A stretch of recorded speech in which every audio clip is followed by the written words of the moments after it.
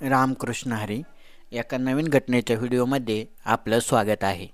गया जिल्ह्यातील अत्तरी तालुक्यामध्ये सीड नावाचं लहानसं गाव होतं. शांत, साधं आणि शेतकऱ्यांचं जीवन जगणारे हे गाव मंगळवार दिनांक 21 ऑक्टोबरच्या रात्री एका भयंकर घटनेने हादरलं. त्या रात्री गावच्या एका रस्त्यावरून गोळीचा आवाज आला आणि सारे गाव हादरून गेले. या गोळीबारात एका महिलेचा मृत्यू झाला होता. ती विवाहित 2 मुलांची माता होती. तिचा खून तिच्याच पतीने केला होता आणि त्याचे कारण महाभयंकर होते. स्वतःच्याच सावत्र आईशी असणाऱ्या अनैतिक संबंधास विरोध केला म्हणून त्या नराधमाने आपल्या पत्नीचाच गोळी झाडून जीव घेतला होता. या धक्कादायक घटनेची माहिती आपण या व्हिडिओमध्ये घेणार आहोत. त्यापूर्वी तुम्ही चॅनलवर नवीन असाल तर चॅनलला सबस्क्राईब करायला विसरू नका. रीना देवी आणि श्याम ठाकूर यांचं लग्न साधारणतः 10 वर्षापूर्वी झालं होतं. दोघांचं आयुष्य सुरुवातीला अगदी व्यवस्थित चाललं होतं. श्याम शेतमजुरी आणि किरकोळ व्यवसाय करत असे, तर रीना घर आणि मुलांची काळजी घेई. गावात दोघंही साधेपणाचं आयुष्य जगत होते. या दाम्पत्याला आता 2 मुले झाली होती. 9 वर्षाचा शुभम आणि 6 वर्षाची चांदणी. लहानशा घरात हसणं, खेळणं आणि एकत्र जेवण एवढीच त्यांची दुनिया होती. परंतु गेल्या 2-4 वर्षात श्यामच्या वागण्यात बदल दिसून लागला. तो रागीट झाला, चिडचिड करू लागला होता आणि घरात सतत वाद घडू लागले होते. तो नेहमीच रीना देवीला शिव्या देत होता. काही वेळा मारहाणही करत होता. आपला नवरा असा का वागतो याचे कोडे काही तिला सुटत नव्हते. नाही म्हणता अलीकडे घरातील वातावरण जरा बदल झाला होता. कारण तिच्या सासऱ्यांनी म्हणजे श्यामच्या वडिलांनी दुसरे लग्न केले होते. खरे तर त्याचे वय 60 होते. पत्नीचे निधन झाले, ते एकटे पडले होते. मुलगा श्याम आणि सून रीना ही त्यांची काळजी घेत होते. पण तरीही त्यांनी दुसरे लग्न करण्याचा निर्णय घेतला. घरच्यांना सुरुवातीला त्यांना विरोध केला, पण ते लग्नावर ठाम राहिले.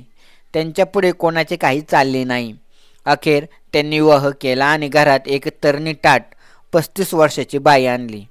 ती तिशीच्या श्यामची सावत्र आई आणि रीनाची सासूबाई झाली. सुरुवातीला श्याम सावत्र आईवर चिडून होता. त्या रागात तो घरात धुसफूस करत होता.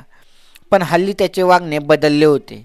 तो सावत्र आईशी चांगले वागू लागला होता, पण रीनाशी मात्र भांडतच होता. हे तिच्या लक्षात आले. तिने पाळत ठेवली. श्याम अजून तिशीचा होता, तर त्याची सावत्र आई 35ची होती. बाप 60 पार केलेला होता. ती नांदायला आली, पण नंतर मात्र तिची नजर सावत्र मुलगा श्यामवर खिळून राहू लागली. तोच तर घरचा कर्ता होता. त्याच्याशी जमवून घेतले पाहिजे हे तिच्या लक्षात आल्याने ती त्याच्याशी आपुलकीने वागू लागली. शेतात तो काम करत असे तेव्हा ती हमखास त्याला गाठायची आणि बोलण्याचा प्रयत्न करायची. हळूहळू त्याची नजर बदलत गेली आणि त्यांची नजर तिच्या मांसल शरीरावरून फिरू लागली. दोघांची नजरानजर होऊ लागली. बोलणे वाढू लागले. शेतातील घरात ते दोघेच असत तेव्हा मस्करी सुरू झाली. ती त्याला बाजारातून साहित्य आणण्यास, घरातील आणि शेतातील कामे करण्यास सांगत होती. एकदा तो तिला म्हणाला, सगळं मला का सांगतेस? तुझ्या नवऱ्याला सांग की. त्यावर, त्यांना कसं जमेल? या वयात तुला सगळं करावं लागणार ना. काही जमत नाही तर मग लग्न कशाला केलं? तो रागातच म्हणाला. तशी ती म्हणाली, त्यांना काहीच जमत नाही. हे त्या दोघांना चांगले माहीत झाले आता. आणि तिथून पुढे त्या दोघांनी एकमेकांचे नाते गुंडाळून ठेवून दोघेही शारीरिक संबंधात अडकून गेले. माणुसकीला काळीमा फासत दोघांचा नागानाच सुरू झाला. त्यांना आता केवळ आपल्या सावत्र आईला बघण्याचा नाद लागला होता. संधी मिळेल तेव्हा तो तिच्यावर तुटून पडू लागला. बहुतेकदा दिवसात शेतातील घरात त्यांचा खेळ चालत असे. हा प्रकार हळूहळू त्याची पत्नी रीनाच्या लक्षात आला. रोज दिवसभर ते दोघे शेतातील घरात दरवाजा बंद करून असतात याची कुजबूज गावातही सुरू झाली होती. साहजिकच संशयाचे डग जमा होत होते. या प्रकाराने घराची बदनामी होणार हे ओळखून रीनाने पत्नीला समजावून सांगण्याचा प्रयत्न केला होते. श्याम घरात आला आणि रीनाला म्हणाला, चल आज आपण गयाजीला फिरायला जाऊया. रीना क्षणभर थबकली. काही दिवसापासून घरात तणाव होताच, पण श्याम अचानक फिरायला बोलवत होता. तिने तिने मुलांना घरातच थांबायला सांगितले आणि स्वतः त्याच्याबरोबर निघाली. रस्त्यावर दोघांमध्ये फारशी बोलणी झाली नाहीत. रीनाच्या मनात शंका होती, पण ती शांत होती. संध्याकाळ होत आली होती. परतीच्या प्रवासात त्यांनी बंधू बिगहा गावाजवळ एक सुनसान रस्ता धरला. आसपास कोणी नव्हतं. आकाश काळवंडलं होतं आणि त्या अंधुक प्रकाशात श्यामने आपल्या खिशातून पिस्तूल काढलं आणि रीनाने काहीच न समजल्याने मागे वळून पाहिलं आणि क्षणार्धात गोळी झाडली. आवाज झाला. एक क्षणभर शांतता पसरली आणि रीना जमिनीवर कोसळली. तिच्या कपाळातून रक्त वाहू लागलं. ती काही क्षणात धडपडली आणि स्थिर झाली. श्यामने तिच्या निर्जीव शरीराकडे एक क्षण पाहिलं. कुठलीही खंत, कुठलाही पश्चाताप नव्हता. त्यानं शरीर रस्त्याच्या कडेला ओढलं, हात पुसले आणि शांतपणे चालत गावाकडे निघाला. रात्री 9:30च्या सुमारास श्याम घरी पोहोचला. घरात शुभम आणि चांदनी हे दोघेही आईची वाट पाहत होते. शुभमने निरागसपणे विचारलं, पप्पा मम्मी किधर है? श्याम थंड आवाजात म्हणाला, माँ कहाँ चली गई है? एवढंच बोलून तो गावातल्या सांस्कृतिक कार्यक्रमात निघून गेला. मध्यरात्री 2च्या सुमारास तो परत घरी आला. मुलांनी पुन्हा आईबद्दल विचारलं. त्याने काही उत्तर दिलं नाही. शुभमला रडू लागला. आवाज ऐकून शेजारी धावत आले.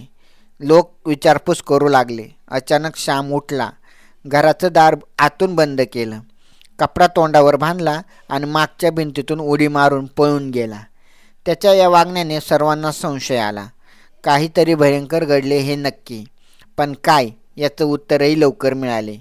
बुधवारी पहाटे 5:30च्या सुमारास काही गावकरी शेताच्या वाटेने जात होते. रस्त्याच्या कडेला त्यांना एका स्त्रीचा मृतदेह दिसला.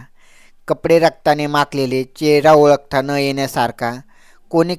कोणीतरी म्हटलं, ही तर रीना देवी आहे. गावात बातमी वाऱ्यासारखी पसरली. लोकांनी लगेच अंतरी पोलीस ठाण्याला फोन केला, पण कोणी फोन उचलला नाही. अनेक वेळा प्रयत्न करूनही प्रतिसाद मिळाला नाही. शेवटी गावकऱ्यांनीच बदामीचे DYSP सुरेंद्र कुमार सिंह यांना फोन केला. DSP काही वेळातच घटनास्थळी पोहोचले. त्यांनी रीना देवचा मृतदेह रक्ताच्या थारोळ्यात पडलेला आहे. जवळच गोळीचा खोका सापडला. परिसर सील करण्यात आला आणि तपास सुरू झाला. DSPंनी रीना देवीचा 9 वर्षाचा मुलगा शुभम याला विचारपूस केली. शुभमने सांगितले की आठवडा आधीच त्याच्या वडिलांनी घरात पिस्तूल आणलं होतं. तेव्हा आईने विचारलं, हे काय आहे? तेव्हा वडील संतापले. त्यांनी आईला मारलं. म्हणाले की याचं जे करायचं ते मी करेन. हे सांगत शुभमचा आवाज थरथरत होता. पापाने उसी पिस्तूल से मेरी मम्मी को मार दिया, असं त्यानं पोलिसांना सांगितलं. त्याच्या मुलाच्या निरागस पण जखमी डोळ्यातून त्या रात्रीचं सर्व सत्य बाहेर आलं.